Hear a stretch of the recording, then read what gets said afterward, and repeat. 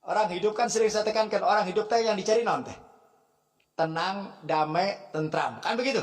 Nah, orang yang sudah mendapatkan kenikmatan ibadah, bukan saja dia tidak mau berhenti dari ibadah tersebut, tapi Allah berikan as-sakinah wal waqar, diberikan ketenangan, diberikan kedamaian, diberikan ketentraman oleh Allah. Nah, begitu dia mendapatkan ketenangan itu, maka dia tidak akan lari dari ibadah tersebut, nggak bakal lari. Dia akan duduk di ibadah tersebut. Kenapa? Karena di tempat itulah dia mendapatkan ketenangan. Di tempat itulah dia mendapatkan kenikmatan. Duduk berjam-jam kuat. Selawat barangkali cuma 1.000, 10.000 kuat dah. Ya. Tapi kalau kita belum merasakan kenikmatan, duduknya teh, aduh goyang sana teh, goyang sini. Baca 1.000 teh lama teh Habib teh baca 1.000 teh. Nah, mau dinaikin ku Habib 1.500, ibunya udah jangan Habib 1.000 ya dulu lah. Oh, mereka kalau nikmat lah 10.000, 20.000. Oh.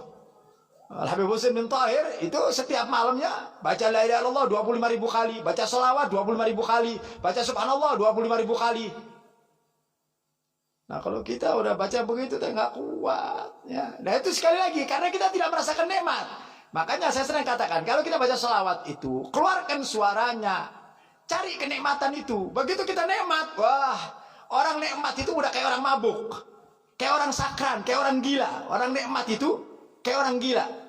Makanya pernah satu saat, ketika seorang sahabat Nabi Shallallahu Alaihi Wasallam, ya, ketika Nabi sedang berjalan dengan sahabat, kemudian salah satu sahabat tersebut melihat ada salah satu sahabat duduk di ujung masjid sambil berzikir.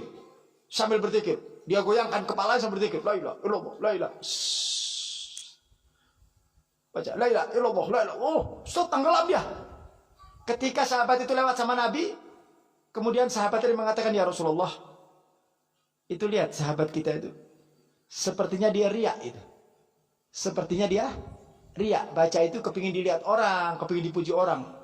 Nabi begitu mendengarkan itu marah Nabi. Kata Nabi, la fa innahu Allah.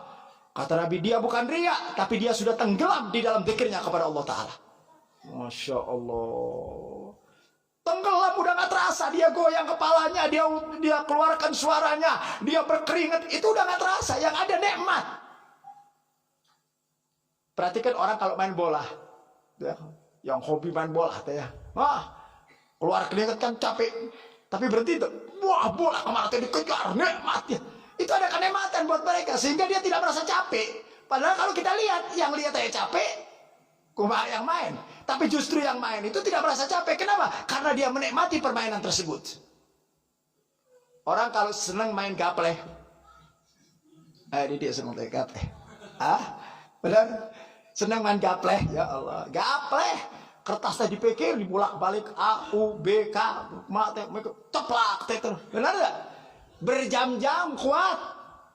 Saya kalau lihat ada orang main gaple sampai 3-4 jam, astagfirullahaladzim.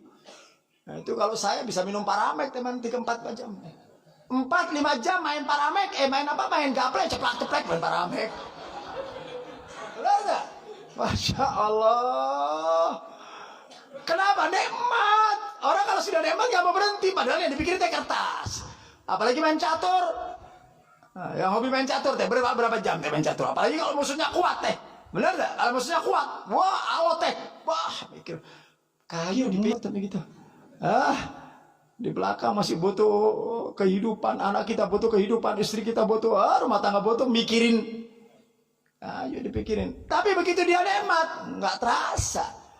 Makanya kalau kenikmatan itu kita jadikan dan kita alihkan kepada ibadah kepada Allah Subhanahu wa taala, maka Allah akan memberikan sebuah kenikmatan. Nah, ketika kita ibadah nikmat, maka kita tidak akan pernah meninggalkan. Kita hadir di pengajian begini ya, hadir di pengajian gini, nikmat. Kita merasakan nikmat. Mau hujan petir tetap hadir, nggak ada urusan. Sampai diriwayatkan dalam salah satu hadis, kalau kalian tahu fadail, keutamaan daripada majelis taklim, majelis zikir, niscaya kalian akan datang dengan merangkak. Jalan nggak bisa nih, datang dengan merangkak. Kalian akan lakukan kalau kalian tahu kemuliaan dan kedudukan serta pahala yang dijanjikan oleh Allah di tempat majelis taklim dan majelis zikir. Jadi bukan dibuat tambal boto, bukan. Akhirnya malam ini teh nggak ada acara, hadir pengajian teh. Jadi hadir pengajian, hadir selawatan teh dibuat waktu yang kosong, dibuat tambal boto. Yang lain jadikan tambal boto. Pengajian, zikir kepada Allah, itu jadikan tujuan utama dalam hidup. Karena kalian bisa ditata oleh Allah dalam kehidupan kalian. Kalau ibadah kalian, kalau zikir kalian baik kepada Allah, maka kehidupan kalian akan ditata oleh Allah, akan diatur oleh Allah. Kehidupan kalian akan dimudahkan urusannya sama Allah Ta'ala. Nah kalau zikir saja jauh, mengkaji ilmunya Allah saja nggak mau, bersolawat saja enggan, bagaimana kehidupan kalian akan ditata sama Allah, akan diatur sama Allah? Nggak bisa. Nah, jadi berikan waktu khusus untuk ibadah kepada Allah SWT, sehingga kita merasakan betul-betul nikmat, ya, nikmat di dalam ibadah. Kemudian beliau mengatakan, wa kun ya akhi sabura, dan hendaklah kalian sabar. Sabar apa? Sabar dalam ibadah. Sebab ibadah ini butuh kesabaran. Orang ini disuruh ibadah hatta ya'tiyakallah hatta ya'tiyakallahul yaqin. Disuruh ibadah sampai mati orang ini. Ibadah kepada Allah itu sampai mati. Dan ini perlu kesabaran. As-sabar fit ta'ah, sabar dalam ketaatan. Sabar di dalam menjalankan perintah-perintah Allah. Sabar di dalam menjalankan semua yang diperintah oleh Allah Ta'ala. Kalau kita jalankan itu dengan kesabaran, maka kalian akan mendapatkan satu kemuliaan dari Allah Ta'ala. Karena tidak mungkin seseorang itu bisa sukses, bisa berhasil, kuncinya sabar. Hidup ini ya ikhwan, kalau ingin sukses dunia akhirat, kuncinya cuma satu, sabar. Tapi sabar teh entong dijadikan di mulut wae teh. Sabar. Tapi perbuatannya nggak sabar. Sabar, ibadah, sabar. Bangun tengah malam, sabar. Baca Quran, sabar.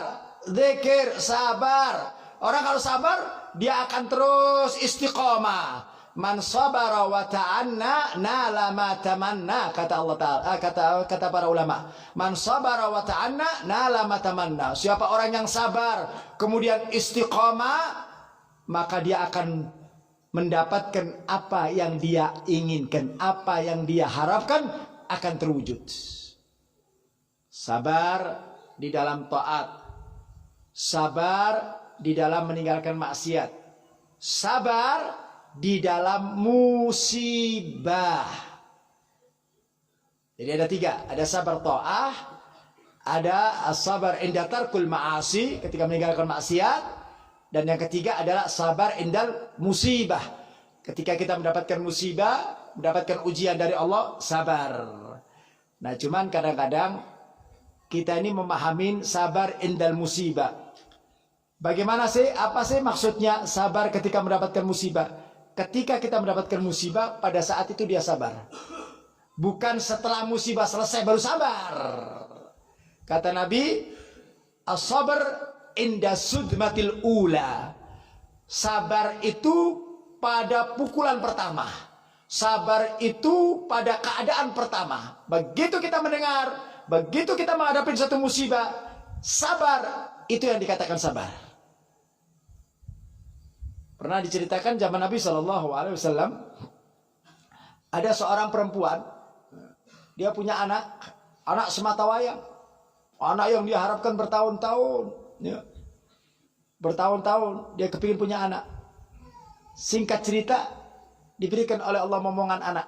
Oh, kumaha gembiranya teh, luar biasa, ya. Senangnya luar biasa. Yang dia harap bertahun-tahun diwujudkan sama Allah Ta'ala. Itu anak lagi lucu-lucunya. Begitu dia lagi lucunya, si ibu lagi lagi senangnya, ya. Si bapaknya lagi senangnya. Subhanallah, si anak diambil oleh Allah Ta'ala. Si anak diambil, meninggal dunia. Itu si ibu shock. Wah, sedihnya luar biasa, menangis merintih, ya. Dengan tangisan yang tidak umum, ya. Dengan tangisan yang berlebihan, ya. Dengan kesedihan yang berlebihan. Akhirnya kata Nabi SAW, Nabi datang. Kata Nabi, isbiri. Hei ibu, sabar, sabar. Nah, rupanya si ibu tersebut karena sudah udah nggak kuat ya, dia nggak bisa, dia tidak mengindahkan apa yang dikatakan sama Nabi.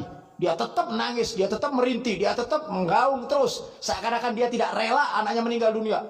Ditinggal sama Nabi, udah, yang penting Nabi sudah katakan isbiri, sabar ya, tapi dia kayaknya rupanya sedihnya berlebihan.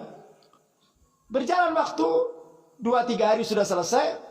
Kemudian si perempuan tadi menghadap Nabi SAW sambil mengatakan, ya Rasulullah, al-an sabarti, sekarang ana sabar. Kata Nabi, la, bukan sekarang sabarnya, kalau ente mau sabar pertama tadi. Sabar itu waktu kalian kena permasalahan, kena musibah, di situ sabar, itu namanya sabar. Nah kalau sudah 3-4 hari nggak sabar, kumaha? Ya sabar. Kita ini kadang-kadang sabarnya terlambat. Maafin orang aja terlambat. Kita ini maafin orang terlambat. Sampai pernah diceritakan seorang ulama ya, ketika pernah didolimi oleh seseorang ya, dengan kalimat-kalimat yang gak bagus ya, dia sempat menahan, dia tidak melawan, dia sempat menahan. Kemudian dia tinggalkan tempat tersebut, dia pulang. Begitu sampai di rumah, dia katakan, aku menyesal. Kenapa aku pulang? Kenapa aku tidak memaafkan dia pada waktu dia mencaci aku? Masya Allah. Jadi ketika dicaci, di saat itu dia memaafkan. Itu yang hebat. Bukan setelah pulang, baru mikir-mikir, udahlah saya maafin. Udah kelewatan. Nah begitu juga kesabaran. Ya. Yang namanya kesabaran, itu pada saat kita mendapatkan musibah. Jadi pada intinya ya ikhwan, pada intinya kesuksesan hidup ada pada kesabaran.